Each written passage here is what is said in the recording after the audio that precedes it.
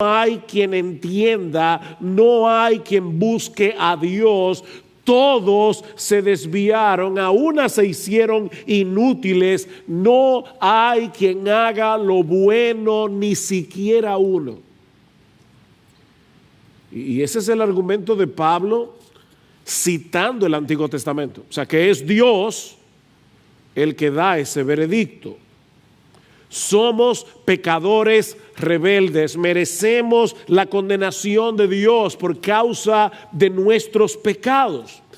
Pero mis hermanos y amigos que están aquí en esta mañana, es sobre ese fondo negro de nuestra condición espiritual que el diamante del Evangelio brilla en todo su esplendor.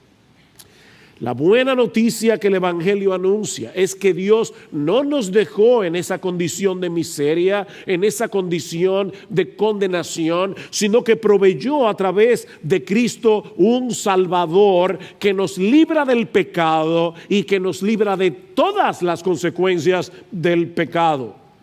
Dios, el Hijo, la segunda persona de la Trinidad, se hizo hombre, vivió una vida de perfecta obediencia a la voluntad de su Padre y luego murió en una cruz como un criminal para pagar por todos nuestros pecados. Él recibió sobre sí mismo voluntariamente toda la ira de un Dios perfectamente santo, perfectamente justo, toda la ira que tú y yo merecemos por causa de nuestros pecados.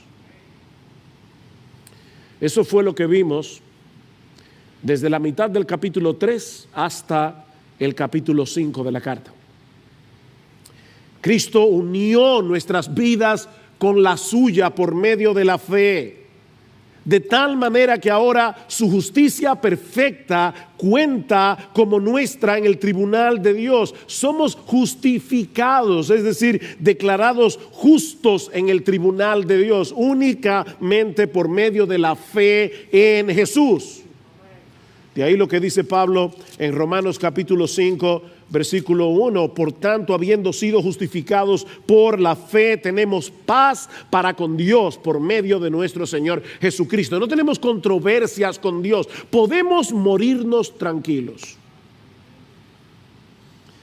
Pero el asunto no termina ahí, sino que debido a nuestra unión con Cristo, y guarden esa frase en sus mentes en esta mañana, debido a nuestra unión con Cristo, todos los que han sido justificados también han sido santificados.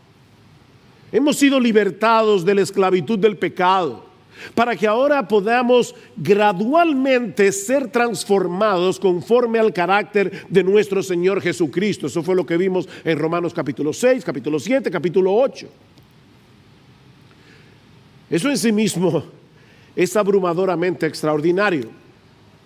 Pero resulta mucho más sorprendente si consideramos el hecho de que la única razón, óyeme mi hermano, la única razón por la que ahora disfrutamos de todas esas bendiciones que fluyen de nuestra unión con Cristo es porque Dios de pura gracia decidió amarnos desde antes de la fundación del mundo, como vimos a partir del capítulo 9.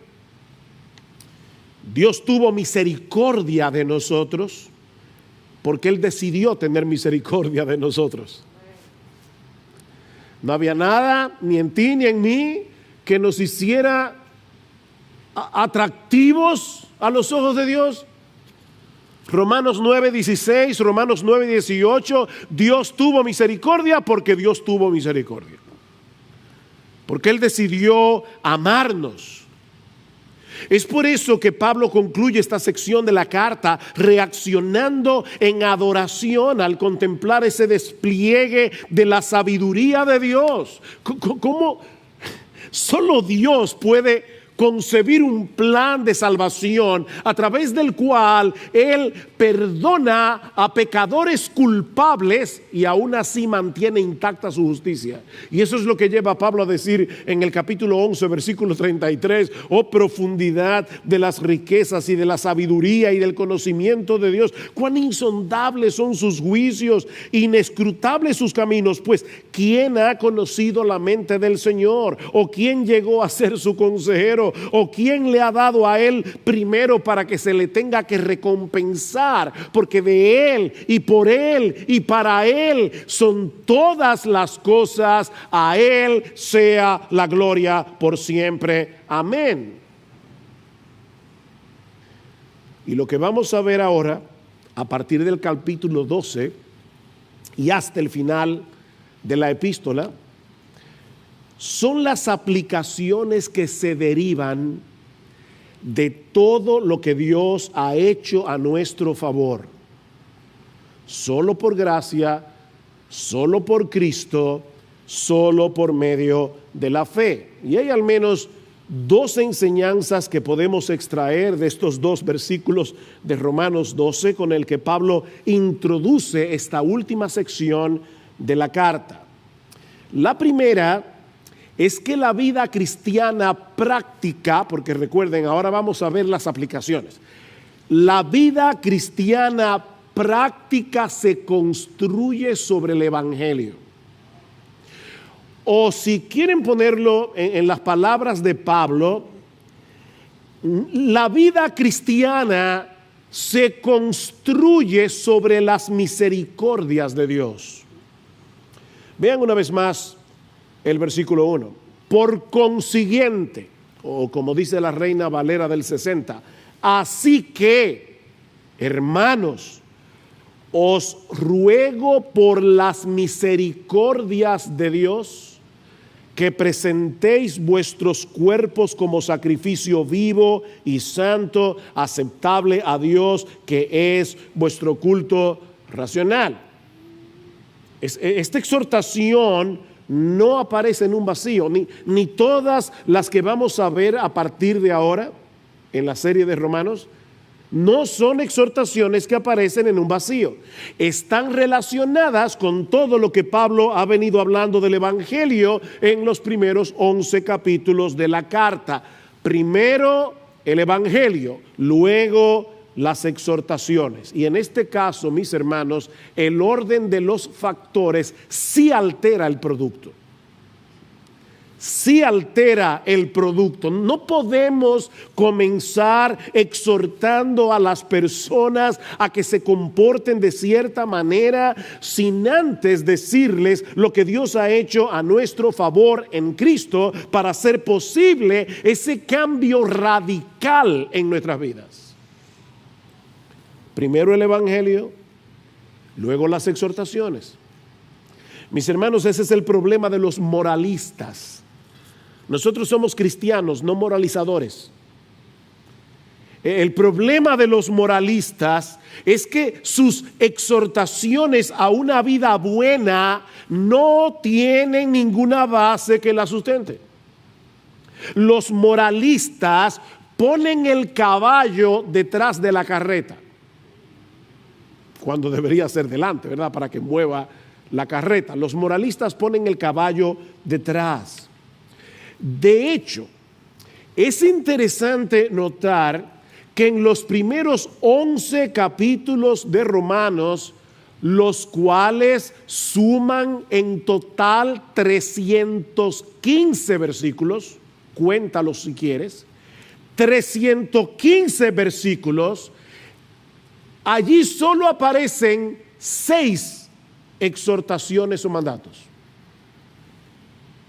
6 mandamientos en 315 versículos. Pero a partir del capítulo 12 encontramos una exhortación tras otra sobre cómo vivir a la altura de nuestra nueva identidad en Cristo. De hecho, solo en el capítulo 12 hay 20 exhortaciones, más del triple que en los 11 capítulos anteriores.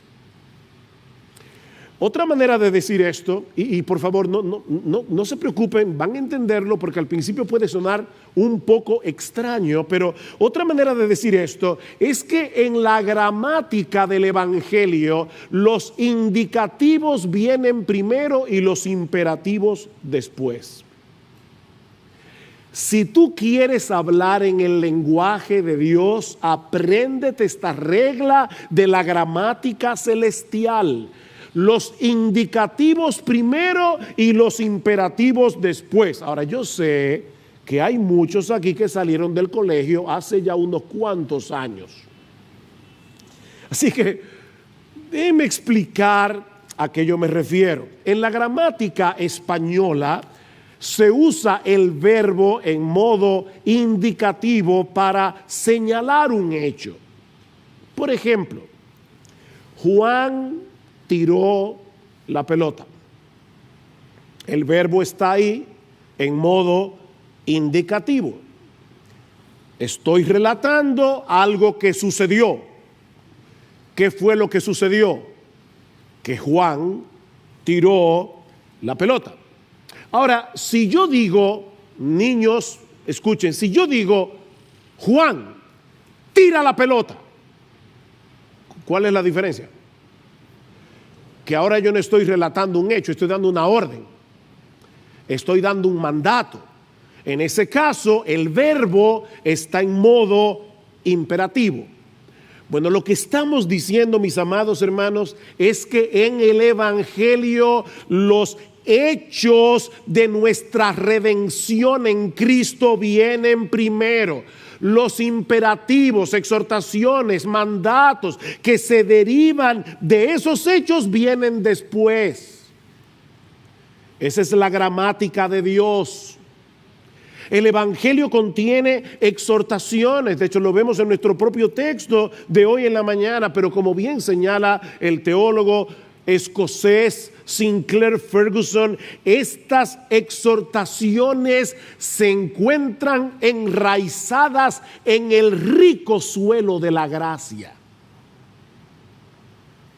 Hay exhortaciones en el Evangelio, pero están enraizadas en el rico suelo de la gracia de Dios. Es por eso que Pablo aquí apela a las misericordias de Dios antes de exhortar a los creyentes a que presenten sus cuerpos como un sacrificio vivo.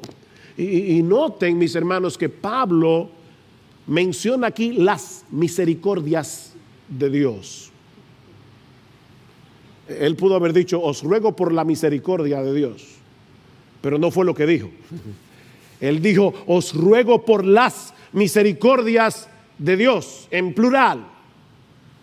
Mis hermanos, el diamante del Evangelio tiene tantas facetas que podemos pasarnos el resto de nuestras vidas meditando en todas las maneras en que Dios nos ha mostrado y nos sigue mostrando su misericordia. Nuevas son cada mañana.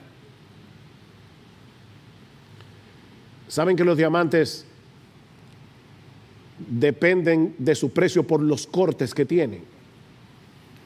Bueno, el Evangelio tiene muchos cortes. Es un diamante multifacético. Este es un tema que nunca se agota. Podemos meditar en las misericordias de Dios las 24 horas del día, los 365 días del año, y nunca llegará el momento en que nos quedemos en blanco sin nada por lo cual agradecer a nuestro Dios por todo lo que Él ha hecho, por todo lo que Él está haciendo y por todo lo que hará, únicamente por causa de Jesucristo. Mira, mi hermano, esas misericordias comenzaron antes de que tú nacieras. Esas misericordias comenzaron en la eternidad, cuando Dios nos escogió para amarnos en Cristo de pura gracia desde antes de la fundación del mundo. Miren, solo meditar en eso es suficiente para pasar el resto de nuestras vidas glorificando a Dios y dándole gracias. Él te amó. te escogió por nombre, con nombre y apellido, para que tú seas de Él. Sobre todo, tomando en cuenta el hecho de que Dios conocía de antemano lo corrupto que sería nuestro corazón. Dios sabía de antemano, cuando nos escogió, que nosotros no lo íbamos a escoger a Él naturalmente. Y sabía de antemano el precio que Él iba a tener que pagar para rescatarnos de esa condición y reconciliarnos con Él. La vida de su precioso Hijo. Mis hermanos, en la misma medida en que nosotros entendemos la magnitud de nuestros pecados, así como la gloria y majestad de aquel que estuvo dispuesto a hacerse hombre y sustituirnos en la cruz para pagar nuestra deuda con la justicia de Dios, en la misma medida en que nosotros entendemos eso, estaremos preparados para darle a nuestro Dios la gloria que Él merece. Esa es la meta final de nuestra salvación. La gloria de Dios. Que nuestro Dios reciba toda la gloria por lo que Él ha hecho a nuestro favor en Cristo. Escuchen cómo Pablo lo va a decir más adelante en Romanos capítulo 15, en el versículo 7. Por tanto, aceptaos los unos a los otros como también Cristo nos aceptó para gloria de Dios. Cristo nos aceptó para gloria de Dios. Pues os digo que Cristo se hizo servidor de la circuncisión para demostrar la verdad de Dios, para confirmar las promesas dadas a los padres y para que los gentiles glorifiquen a Dios por su misericordia. Cristo se hizo hombre para todo eso, para que ahora podamos vivir el resto de nuestras vidas glorificando a Dios por su misericordia. Lo que nos lleva de la mano a la segunda parte de nuestro texto. Ya vimos que la vida cristiana se construye sobre el Evangelio, es sobre las misericordias de Dios, sobre lo que ya Dios hizo a nuestro favor. Cualquier cosa que nosotros hagamos de ahora en adelante no es para ganarnos el favor de Dios, es porque ya fuimos favorecidos por Él. Recuerden la gramática, primero los indicativos, luego los imperativos. Bueno, ahora vienen los imperativos. Y lo que aprendemos de esta segunda parte de nuestro texto es que la vida cristiana práctica se resume en dos deberes fundamentales que descansan en las misericordias de Dios. Y el primero es que presentemos nuestros cuerpos en sacrificio vivo. Vean el versículo 1. Romanos 12:1. Por consiguiente, hermanos, os ruego por las misericordias de Dios que presentéis vuestros cuerpos como sacrificio. Deténganse allí por un momento. Cuando los judíos del primer siglo y también en cierto modo los paganos escuchaban la palabra sacrificio, muy probablemente pensaban en tres cosas: un templo, un sacerdote y un animal. Un templo, un sacerdote y un animal. Estos tres elementos eran fundamentales para la adoración a Dios en el antiguo pacto. Un israelita creyente en el antiguo pacto no podía concebir la adoración a Dios sin un templo, un sacerdote y un animal. Pero cuando llegamos al Nuevo Testamento descubrimos algo sorprendente. Y es el hecho de que estos tres elementos del antiguo pacto, el templo, el sacerdote y el sacrificio, señalaban hacia nuestro Señor Jesucristo. Él es el templo final de Dios. Ustedes recuerdan en Juan capítulo 2 cuando Cristo le dice a los judíos: destruid este templo y en 3 días yo lo levantaré. Y ellos decían: ¿cómo es posible que este templo, el que Herodes estaba reconstruyendo, ha durado 40 años en su reconstrucción y tú lo vas a levantar en 3 días? Pero dice Juan 2:21, pero él hablaba del templo de su cuerpo. Jesucristo es el templo final de Dios. Por eso es que ya no adoramos ni en Jerusalén, ni aquí, ni allí. Estamos en Cristo, en el templo, todo el tiempo. Pero al mismo tiempo, Él es el sacerdote y el sacrificio. Él es el sacerdote que en el altar de la cruz se ofrece a sí mismo como el Cordero de Dios que quita el pecado del mundo. Eso es lo que vemos en toda la carta a los hebreos. Él es el sacrificio final. Bueno, ahora Pablo se vale de esta misma terminología tan típica del Antiguo Testamento, escuchen bien, para señalar a los creyentes del nuevo pacto que debido a nuestra unión con Cristo, ahora somos el templo de Dios, una nación de sacerdotes y somos el sacrificio. Recuerden, Cristo es el templo, el sacerdote y el sacrificio, y nosotros estamos en Él.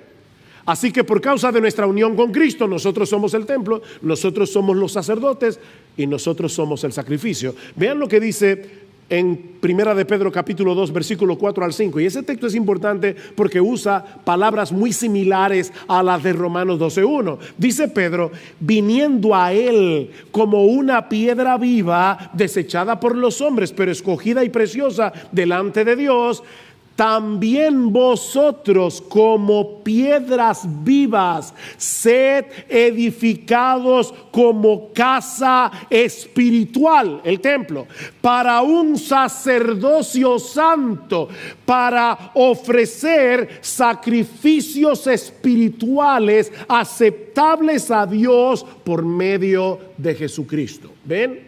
Somos el templo, los sacerdotes y el sacrificio. Solo que ahora ese sacrificio no tiene nada que ver con el perdón de los pecados, sino con nuestra consagración, con nuestra entrega total a Dios por lo que Él ya hizo en Cristo para perdonar nuestros pecados. Nosotros no hacemos sacrificios para el perdón de los pecados. Eso lo hizo Jesús. Por eso es que Pedro dice que nuestros sacrificios espirituales son aceptables a Dios por medio de Jesucristo.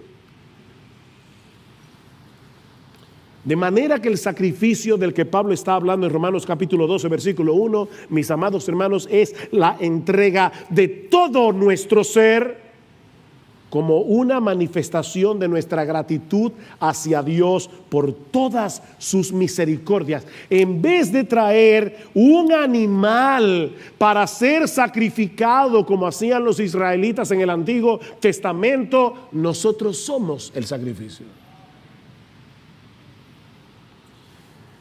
Ese es el culto, dice Pablo al final del versículo 1, que ahora rendimos a Dios, la presentación de nuestros cuerpos como un sacrificio vivo.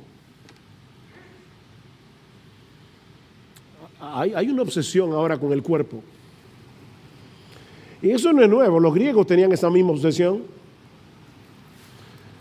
Una obsesión, los gimnasios son el nuevo templo de hoy, donde las personas van a adorar. Y yo no digo que todo el que vaya a un gimnasio va por eso. Yo estoy diciendo simplemente que hay personas que usan los gimnasios como un templo de adoración a su propio cuerpo. Hay una obsesión con el cuerpo. Y lo que Pablo está diciendo es: sí, toma ese cuerpo y sacrifícaselo a Dios. Esa debe ser tu obsesión. No las libras. El sacrificio, la consagración. Mis hermanos, la verdadera adoración en el nuevo pacto no consiste en algo que hacemos en un lugar determinado, en un día de la semana. Es la entrega total de todo nuestro ser con la determinación de hacer todo lo que hacemos para la gloria de Dios. Adorar a Dios no es algo místico. Estoy aquí.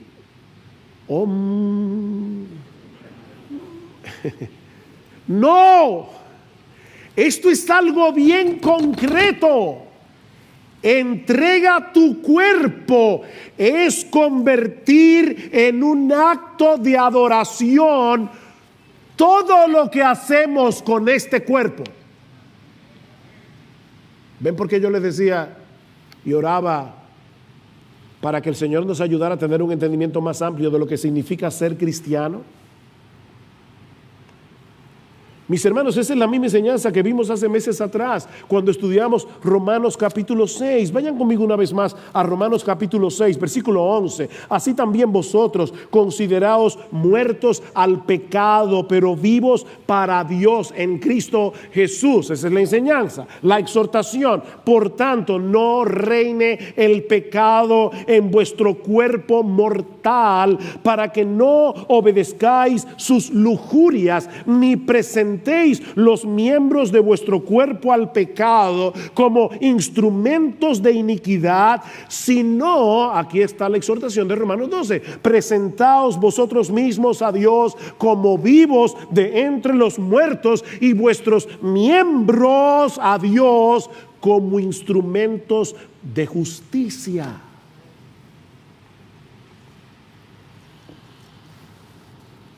Dice John Piper, lo que esto significa es que tú vas a convertir, todo lo que haces con tu cuerpo en una demostración de que Dios es tu tesoro. Deja que cada acto de tu cuerpo vivo muestre que Cristo es más precioso para ti que cualquier otra cosa. Que cada acto de tu cuerpo vivo sea una muerte para todo lo que deshonra a Jesucristo.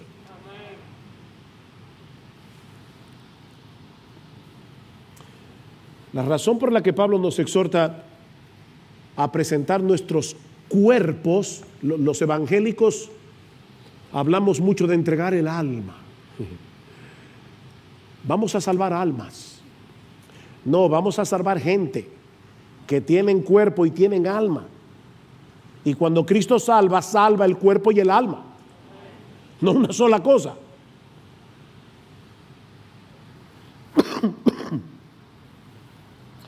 La razón por la que Pablo nos exhorta a presentar nuestros cuerpos en sacrificio es por el hecho de que es a través de nuestros cuerpos que nosotros hacemos lo que hacemos. Hay hermanos que dicen, yo no estaba en la iglesia hoy, pero estaba en espíritu. Mira, olvídate de eso. Nosotros no somos espiritistas, no vengas en espíritu. Tú tienes que venir con tu cuerpo, con tus pies, con tu cuerpo, con tu mente, con tu cabeza, para alabar a Dios con tus labios, para escuchar la palabra con reverencia con tus oídos. Es tu cuerpo.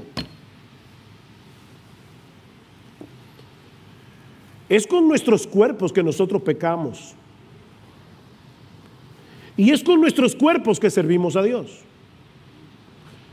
Y lo que Pablo nos está diciendo tanto en Romanos 6 como en Romanos 12:1 es que ese mismo cuerpo que antes habíamos entregado por completo al pecado, ahora que hemos recibido las misericordias de Dios, debemos entregarlo por entero al servicio de Dios como un acto de adoración.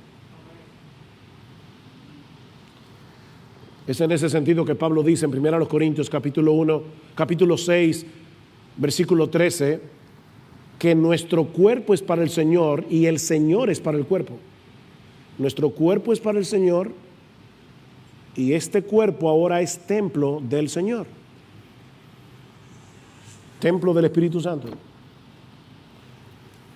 Tenemos una nueva vida en Cristo que debemos vivirla procurando intencionalmente agradarlo a Él en todo lo que hacemos con nuestros cuerpos. Y Pablo le llama sacrificio porque se trata de algo que hacemos deliberadamente y que muchas veces resultará costoso y doloroso debido al pecado que todavía mora en nosotros. Córtate la mano, sácate los ojos.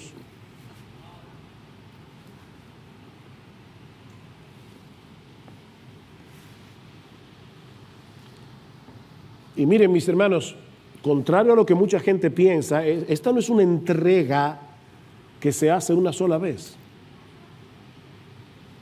Ciertamente, todos nosotros nos entregamos a Dios en el momento de nuestra conversión.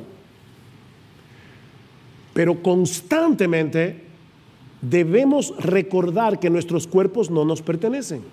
Por eso es que el Señor nos dice en Lucas, niégate a ti mismo, toma tu cruz cada día y sígueme. ¿Por qué cada día? O porque todos los días yo trato de bajar mi cuerpo de esa cruz.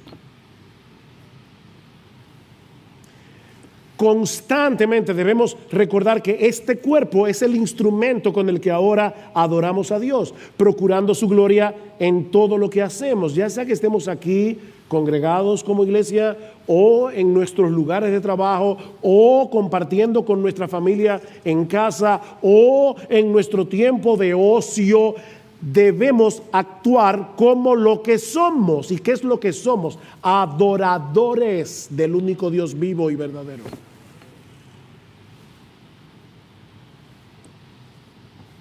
Alguien decía, me encanta esto, adorar es vivir tu vida de tal manera que por lo que dices, lo que piensas, lo que sientes, lo que haces con tus brazos, con tus labios, con tus ojos, con tus piernas, con tus manos, todo demuestra que Él es más valioso que cualquier otra cosa. Eso es adorar. Y en ese sentido yo pienso, mis hermanos, que debemos tener cuidado al decir que nosotros venimos a la iglesia a adorar a Dios. Ahora, no me malentiendan. Nosotros venimos a la iglesia a adorar a Dios. Eso es verdad. Pero yo creo que sería más preciso decir que nosotros venimos a la iglesia a continuar adorando. Eso es más preciso. Porque supuestamente eso era lo que estábamos haciendo todo el resto de la semana. La diferencia es que ahora lo estamos haciendo como pueblo de Dios, en la presencia especial de Dios, en el día del Señor. Lo que ocurre en este lugar cada domingo debe ser una extensión de esa vida que vivimos el resto de la semana para la gloria de Dios. Somos adoradores que nos reunimos una vez a la semana juntos como iglesia para adorar. Pero éramos adoradores antes de llegar aquí.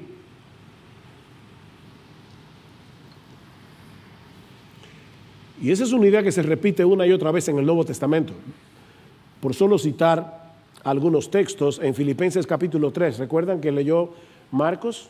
Nosotros somos la verdadera circuncisión, los que en espíritu adoramos a Dios y nos gloriamos en Cristo Jesús. ¿Cuándo es eso? Cuando estamos aquí en la iglesia, los 7 días de la semana. 1 Corintios 6. ¿O no sabéis que vuestro cuerpo es templo del Espíritu Santo, que está en vosotros, el cual tenéis de Dios, y que no sois vuestros? Somos templo 24/7, el creyente. Pues por precio habéis sido comprados. Por tanto, glorificad a Dios en vuestro cuerpo y en vuestro espíritu, los cuales son de Dios.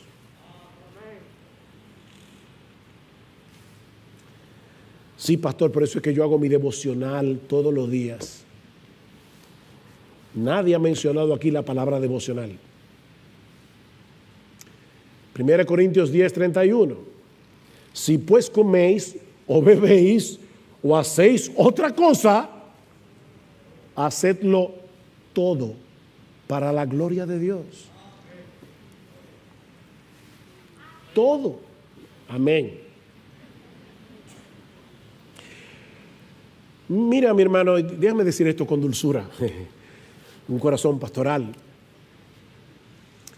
De nada sirve venir a la iglesia y cantar himnos con toda emoción y cerrar los ojos y levantar las manos. Y ustedes saben que yo ni estoy en contra de cantar con emoción, todo lo contrario, ni de cerrar los ojos, yo lo hago todo el tiempo, o levantar las manos. Pero mira, mi hermano, mi hermana, de nada sirve hacer todo eso para luego vivir el resto de la semana haciendo tu voluntad y buscando tu propia gloria.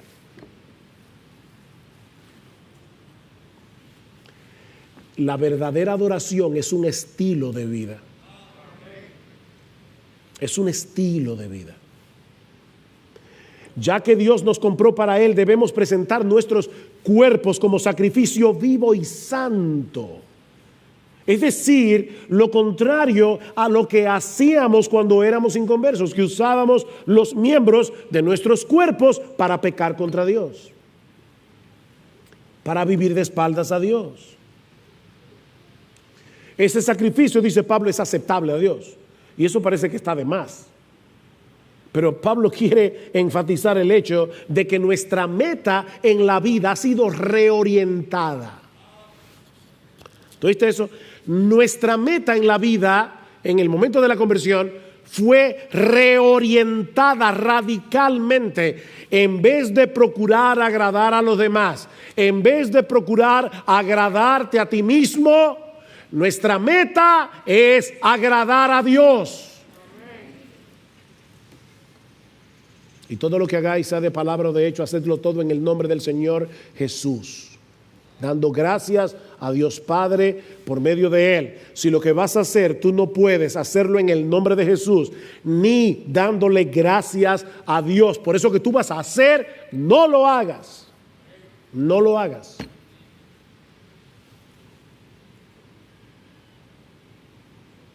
Eso es verdadera adoración. Y no lo hacemos, yo repito otra vez, para ganarnos el favor de Dios, sino porque ya fuimos favorecidos, de pura gracia. Por eso es que Pablo dice al final del versículo 1 que eso es nuestro culto, la palabra es latría. Idolatría es adorar un ídolo. Bueno, esa latría solo se le debe a Dios. No a María, ni a los ángeles, ni a los santos. Solo a Dios. Y Pablo dice, esa es nuestra latría, nuestro culto lógicos, dice el griego, de donde viene nuestra palabra lógico. Es nuestro culto racional, es nuestro culto razonable. Mis hermanos, esa entrega total de todo nuestro ser es la única respuesta razonable a las misericordias de Dios. Es lo único razonable que tú puedes hacer, que yo puedo hacer. Dice un comentarista: una vez que tienes un entendimiento claro de la misericordia de Dios, cualquier otra cosa que no sea un sacrificio total y completo de ti mismo a Dios es completamente irracional. Si pones este texto al revés, todo lo que no sea una entrega a Dios total es irracional. Lo que nos lleva al segundo deber. Recuerden que hemos dicho, Nuestro mensaje tiene 2 puntos, no quiero que te pierdas en la estructura. Primer punto, la vida cristiana se construye sobre el Evangelio. En segundo punto, la vida cristiana práctica se resume en 2 deberes fundamentales. ¿Cuáles son esos 2 deberes fundamentales? Primero, entrega todo tu cuerpo como sacrificio, pero no vas a poder hacer eso sin hacer lo segundo. Debemos dejarnos transformar por la renovación de nuestra mente. Versículo 2, Romanos capítulo 12, versículo 2. Y no os adaptéis a este mundo, sino transformaos mediante la renovación de vuestra mente para que verifiquéis cuál es la voluntad de Dios, lo que es bueno, aceptable y perfecto. Aquí tenemos un mandamiento negativo, un mandamiento positivo. El mandamiento negativo, no nos adaptemos a este mundo. Hay una paráfrasis del Nuevo Testamento que lo pone de esta manera: no permitan que el mundo que los rodea los comprima para adaptarlos a su propio molde.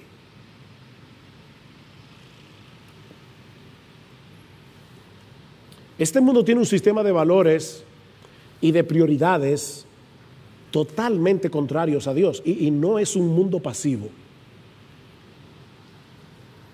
Este sistema mundano en el que nosotros vivimos, cuando hablamos del mundo aquí, no nos estamos refiriendo al planeta Tierra, nos estamos refiriendo a ese sistema de maldad que impera en este mundo y que es contrario a Dios. Ese sistema, mis hermanos, trata por todos los medios de imponerse sobre nosotros, frecuentemente de una manera sutil, no es tan claro a veces. De hecho, la mayoría de las veces no es tan claro. En una manera sutil, insistente, constante, prolongada.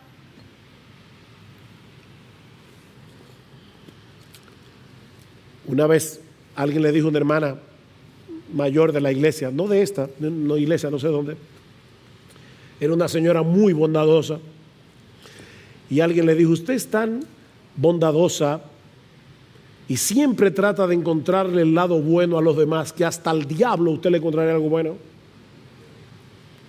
Y dice ella: sí, su perseverancia. El diablo no se cansa. Él trata y trata y trata y trata y trata y trata de amoldarte a este mundo. Este sistema desprecia lo que verdaderamente tiene valor, la gloria y hermosura de nuestro gran Dios y Salvador Jesucristo, y al mismo tiempo exalta y valora aquello que es pasajero e intrascendente. Lo fútil. Un filósofo árabe, Khalil Gibran,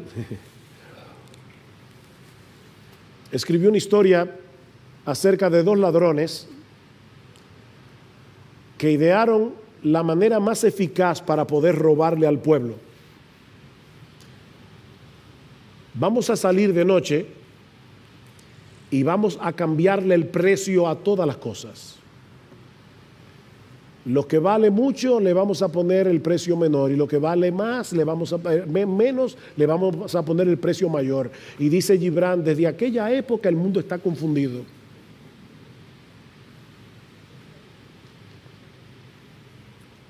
Nos están engañando. Y lo que Pablo está diciendo aquí es que debemos rebelarnos contra eso.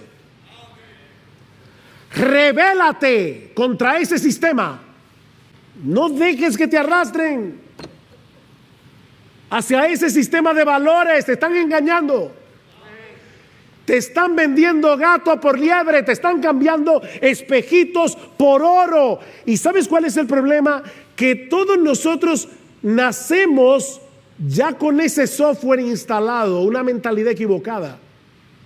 ¿Qué dice Pablo en Efesios capítulo 2? Y Él os dio vida a vosotros cuando estabais muertos en vuestros delitos y pecados, en los cuales anduvisteis en otro tiempo, siguiendo la corriente de este mundo, conforme al príncipe de la potestad del aire. Y éramos, Pablo se incluye, éramos por naturaleza hijos de ira, lo mismo que los demás. Tú y yo nacimos con ese software instalado para pensar mal. Nosotros vinimos al mundo con una mente distorsionada, llena de mentiras. Es por eso que necesitamos ser transformados por medio de la renovación de nuestra mente, por medio de la renovación de nuestro entendimiento, que es la parte positiva de la exhortación. Y aquí hay otra cosa gramatical interesante. El verbo que usa Pablo, transformar, metamorfeo, metamorfosis, de donde viene la palabra metamorfosis, ese verbo es un imperativo pasivo. Y eso es extraño, porque te está mandando algo en lo que tú eres pasivo. ¿Cómo podemos traducir eso? Déjate transformar. ¿Ven? Déjate transformar. La verdadera santidad no consiste simplemente en tratar de cambiar nuestra conducta. No. Necesitamos permitir que la luz del Evangelio penetre, ilumine nuestro entendimiento, instale en nosotros una nueva forma de pensar, un nuevo sistema de valores. Ese proceso se inicia en la conversión. Dice Tito, fuimos renovados por el Espíritu Santo, y usa la misma palabra aquí. Pero es algo que continúa a lo largo de toda nuestra vida. Ahora, noten que aquí no estamos hablando simplemente de recibir nueva información. Estamos hablando de dejar que el Evangelio transforme por completo nuestra forma de ver la vida al contemplarla a través de la hermosura de Jesús. No es simplemente nueva información, no es que, mira, esto está mal y ahora esto está bien. Eso es una información. Ese cambio no dura. Si tú no estás contemplando con deleite la gloria de Jesucristo. Escuche cómo Pablo describe este proceso de transformación. Según a los Corintios 3:18. Por tanto, todos nosotros, mirando a cara descubierta como en un espejo la gloria del Señor, somos transformados. Metamorfosis otra vez. Somos transformados de gloria en gloria, en la misma imagen, como por el Espíritu del Señor. ¿Sabes cómo funciona esto? Tú terminas convirtiéndote en lo que adoras. Salmo 115, versículo 8. Semejantes a ellos, a los ídolos, son los que los hacen. Se hacen semejantes a sus ídolos. Yo me acuerdo cuando yo me convertí, año 1977, estrenaron Fiebre del Sábado por la Noche. Yo no la vi, por cierto. Ya me había convertido, gracias al Señor. Pero yo decía, ¿y por qué que ahora todos los muchachos andan con esto aquí, ¿cómo se llama esto? La manga de la camisa. Porque así lo usa John Travolta. Y lo grande es que los adolescentes, sobre todo, tienen un afán de ser únicos. Pero yo no soy como todo el mundo, que entonces se hacen como todo el mundo. Es una cosa rara. Por eso le digo que es muy sutil. Pablo continúa diciendo, pero si nuestro evangelio está aún encubierto, entre los que se pierden está encubierto, en los cuales el Dios de este siglo cegó el entendimiento de los incrédulos para que no les resplandezca la luz del evangelio de la gloria de Cristo, el cual es la imagen de Dios. Si tú no puedes ver a Cristo glorioso, mi amigo, es porque el diablo te está cegando. Porque no nos predicamos a nosotros mismos, dice Pablo, sino a Jesucristo como Señor y a nosotros como vuestros siervos por amor a Jesús. Pablo, ¿y por qué tú predicas si acabas de decir que el pecador está ciego? Yo predico porque Dios, que mandó que de las tinieblas resplandeciese la luz, es el que resplandeció en nuestros corazones para iluminación del conocimiento de la gloria de Dios en la faz de Jesucristo. ¿Ves? Lo que Pablo nos enseña en este pasaje es que el mismo proceso que Dios usó en nuestra conversión, abrir nuestros ojos a través de la predicación para que veamos nuestro pecado y para que veamos a Jesucristo como el todo suficiente Salvador, digno de toda gloria, digno de toda admiración. Ese proceso es el que Dios usa en nuestra santificación. El mismo proceso que usó en la conversión es el que usa en la santificación. Viendo su gloria somos transformados de gloria en gloria. Sinclair Ferguson, otra vez, lo explica de esta manera: en la medida en que la grandeza del Evangelio comienza a llenar y a expandir nuestras mentes, mientras llegamos a conocer al Hijo de Dios a través de la palabra de Dios y por el Espíritu de Dios, un proceso de cambio toma lugar en nuestros pensamientos, en nuestros sentimientos, en nuestros deseos y en nuestro vivir. La palabra de Dios y el Espíritu de Dios obran juntos, transformándonos activa y poderosamente.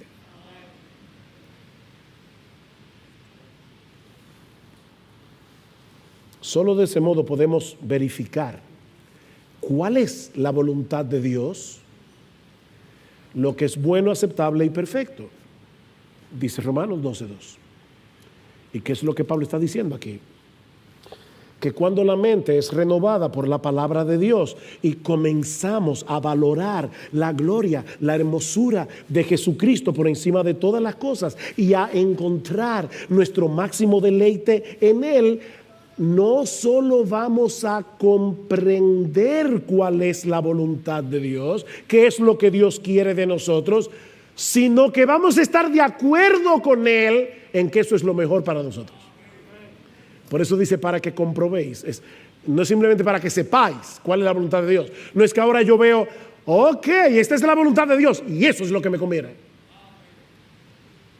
Eso es lo que me conviene. Porque Dios es misericordioso. Él no va a querer para mí nada malo. ¿Ven cómo volvemos a la exhortación del versículo 1? Vamos a querer consagrarnos por entero a Dios porque entenderemos que la verdadera satisfacción y la verdadera felicidad solo se encuentra en nuestra comunión con Él por medio de Cristo, transitando en la senda de su santa y perfecta voluntad. Los mandamientos del Señor son rectos y por eso alegran el corazón.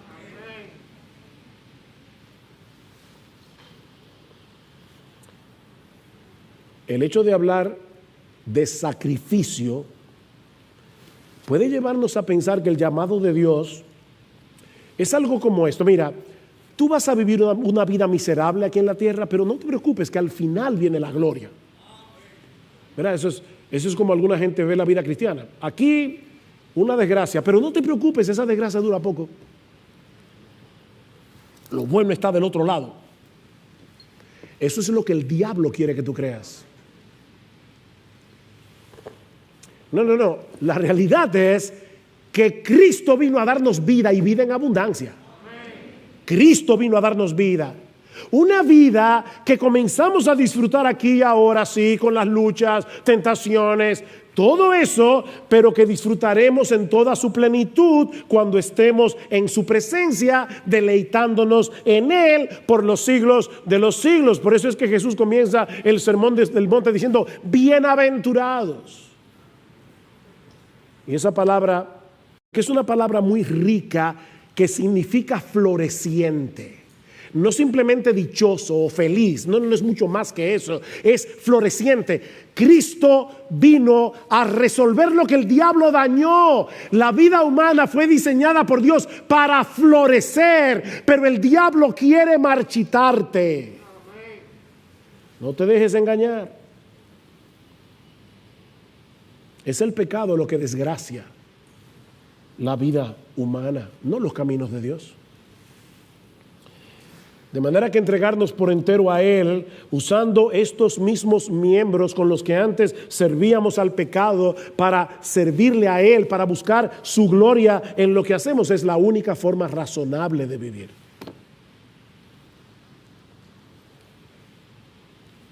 Y a la luz de esa realidad, déjame hacerte una pregunta. Leímos Filipenses 3, donde Pablo dice, yo lo tengo todo todavía por basura. Pablo escribió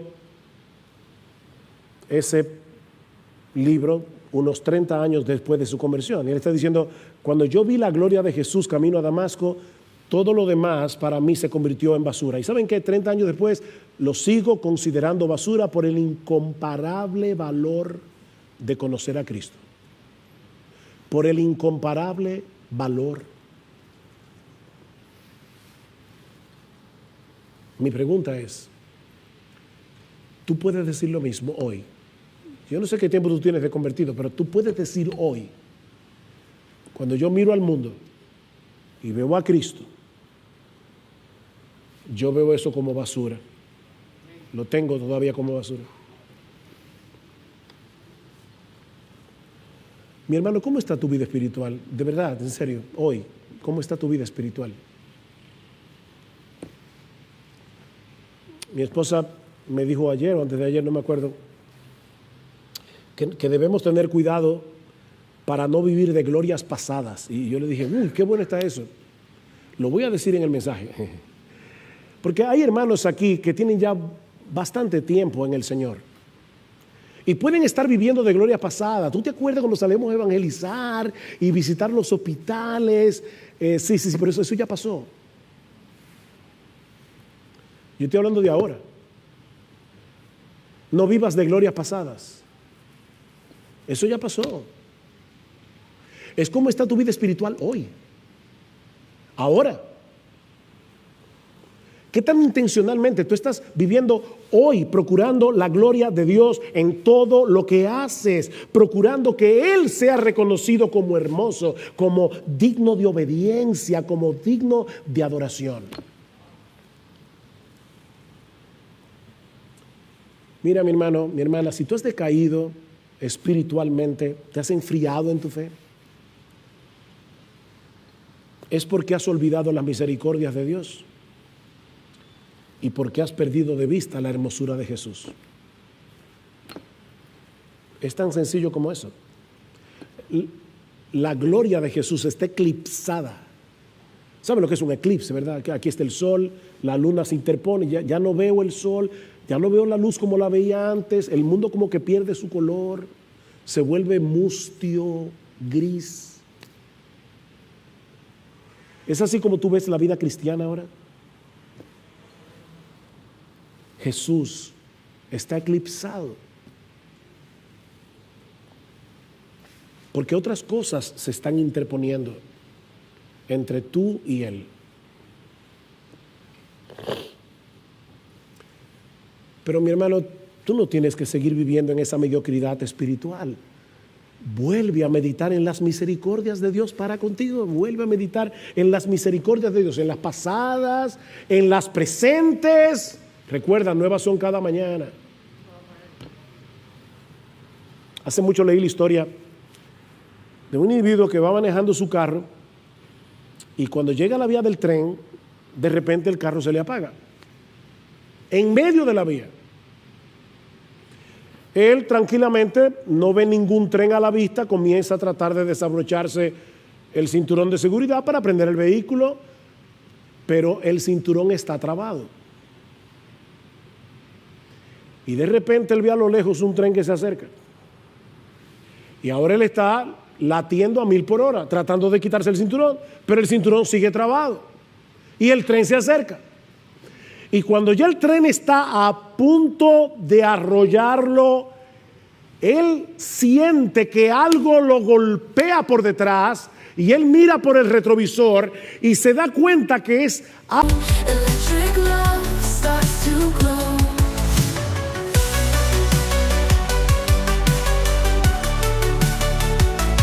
Raindrops fall, silent tear, heartbeats sink, a lonely year. Past fades, a haunting fear, frozen in time, a bittersweet cheer. I keep on searching for a sign. In the darkness, you're entwined, hoping someday you'll be